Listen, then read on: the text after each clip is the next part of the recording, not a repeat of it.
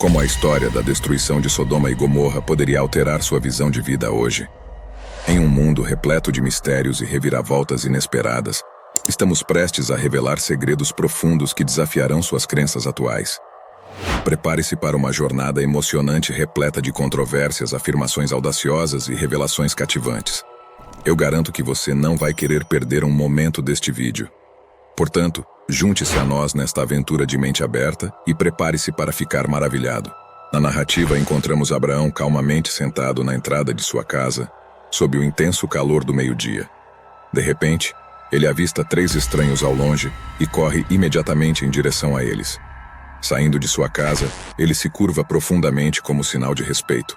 Com muita cortesia, ele diz: "Amigos, se me honrarem com sua visita, por favor, não partam sem antes desfrutar um pouco da hospitalidade.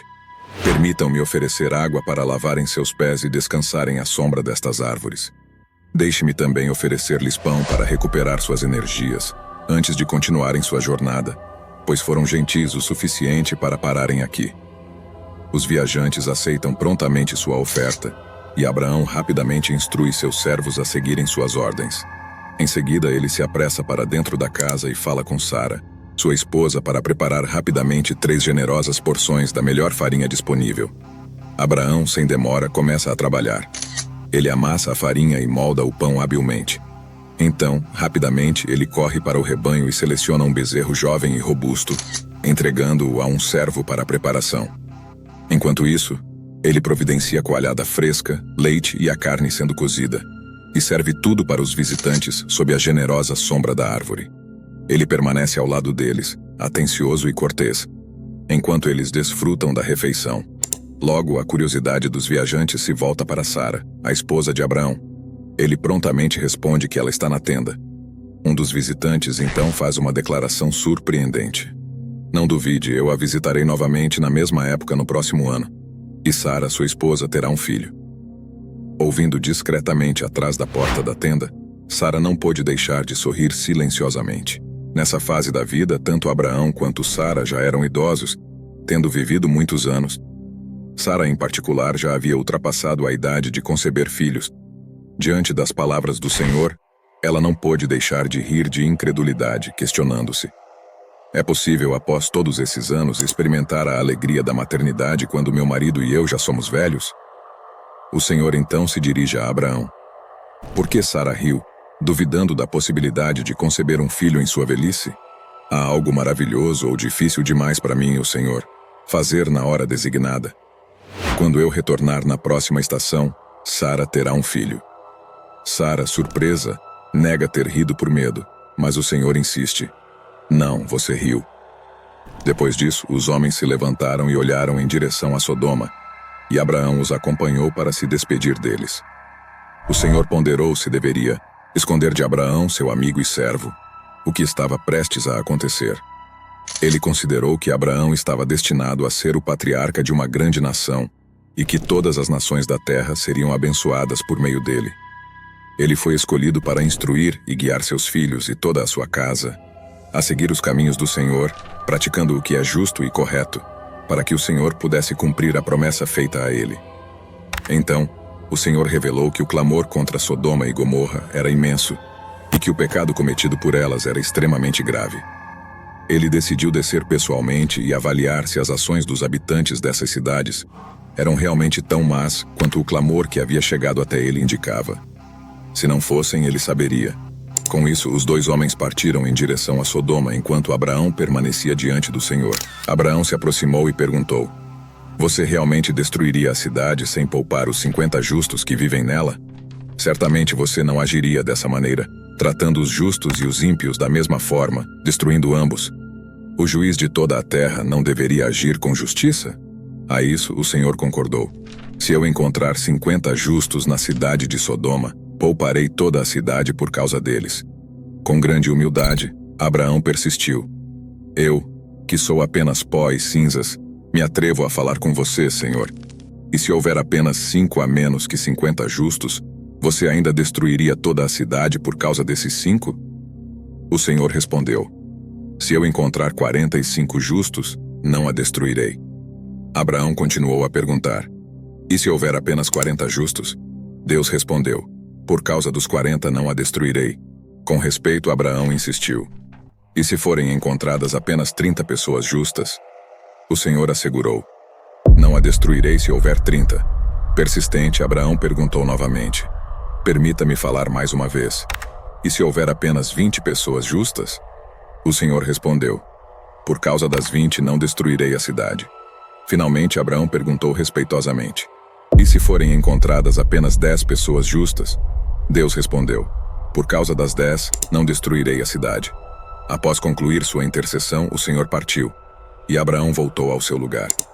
Esta foi a fervorosa súplica de Abraão em nome dos habitantes de Sodoma, demonstrando sua compaixão e confiança na misericórdia divina. O coração desta história é a questão da justiça.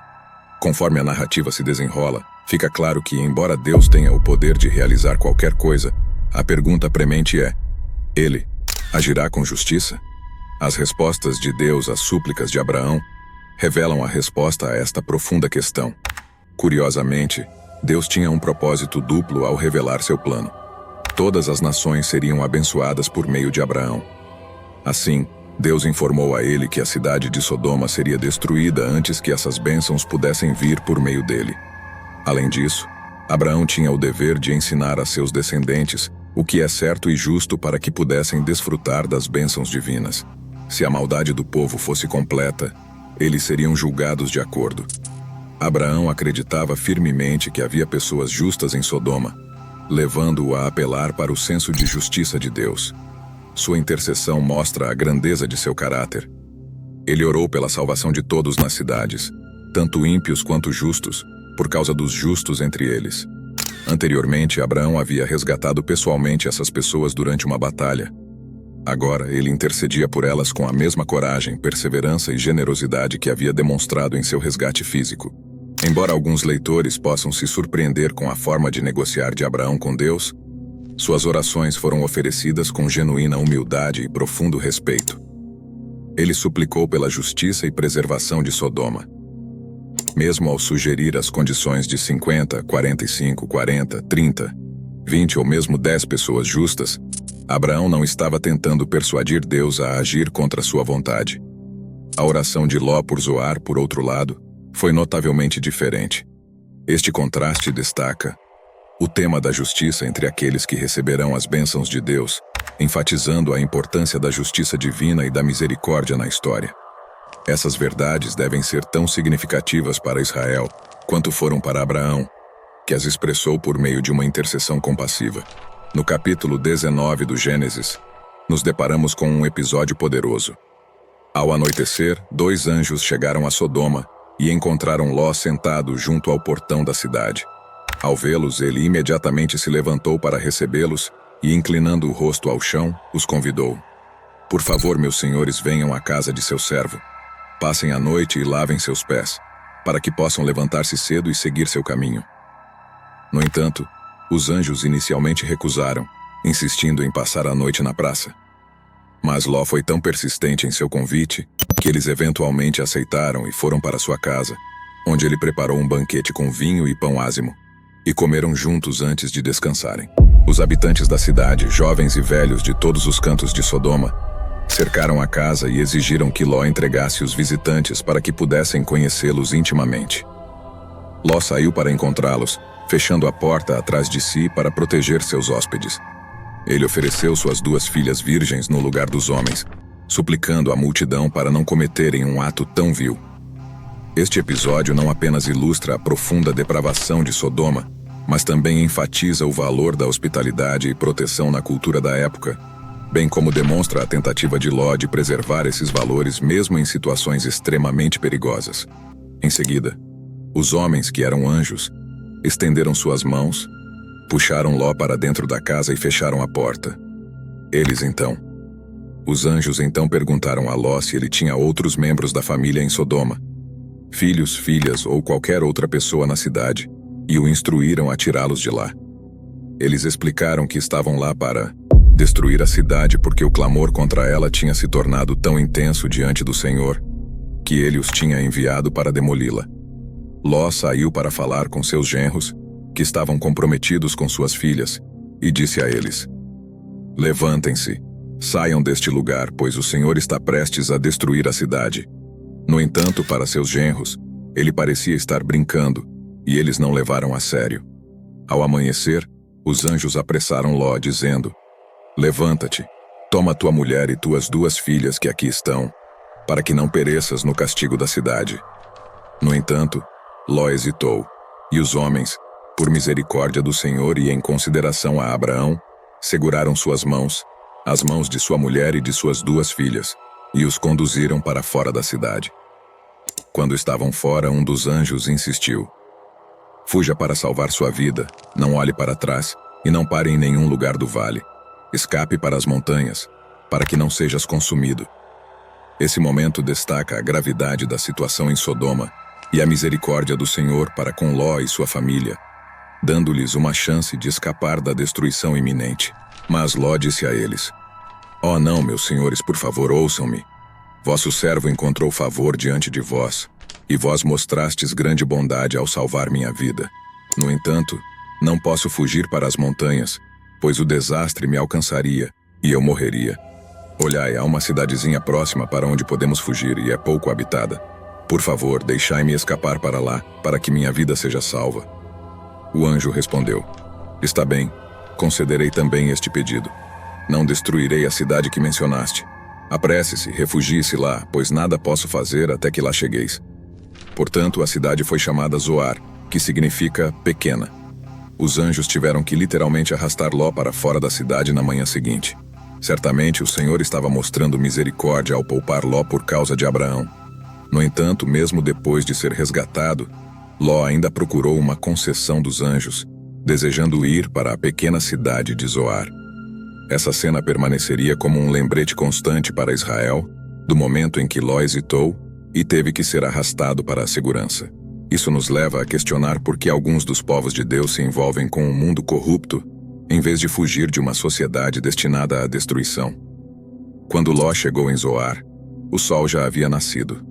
Além do horizonte, o Senhor desencadeou enxofre e fogo sobre Sodoma e Gomorra.